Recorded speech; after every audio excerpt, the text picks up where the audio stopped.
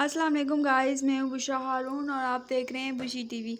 सैयदना अब्दुल्ला बिन उमर रज़ी अल्लाह तआला अन्हो से मरवी है कि अल्लाह के प्यारे हबीब सल्लल्लाहु अलैहि वसल्लम ने इरशाद फरमाया, मेरी उम्मत में सबसे ज़्यादा पैकर शर्म व हया और मुअज़्ज़ज़ मुकर्रम उस्मान बिन अफ़ान हैं। सैयदना अब्दुल्ला बिन उमर रज़ी अल्लाह तआला अन्हो से मरवी है कि हुज़ूर नबी करीम सल्लल्लाहु अलैहि वसल्लम ने इरशाद फरमाया, मेरी उम्मत में सबसे ज़्यादा बाहया इंसान उस्मान बिन अफ़ान है।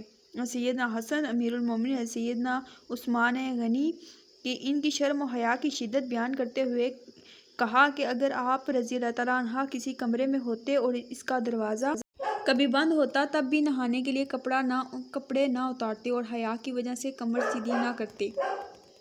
सैयदना ज़ुबैर बिन अब्दुल्ला से रिवायत करते हैं कि अमीरुल मोमिनीन सैयदना उस्मान हमेशा रोज़ा रखते और इब्तिदाई रात में कुछ आराम करके फिर सारी रात इबादत में बसर करते।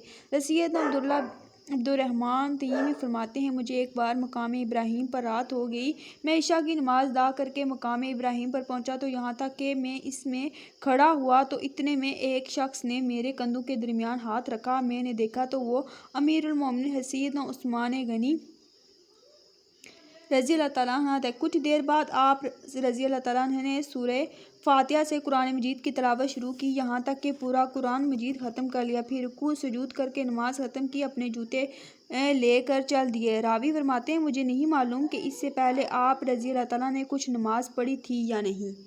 तो गाइस, कैसी लगी आज की मेरी वीडियो? आई होप आपको पसंद आई होगी। अगर आपको मेरी वीडियो अच्छी लगी तो मेरे चैनल को सब्सक्राइब करें और बेल आइकन को भी ज़रूर प्रेस करें ताकि मेरी हर आने वाली नई वीडियो आप सबसे पहले देख सकें। Thank you. अल्लाह हाफिज़।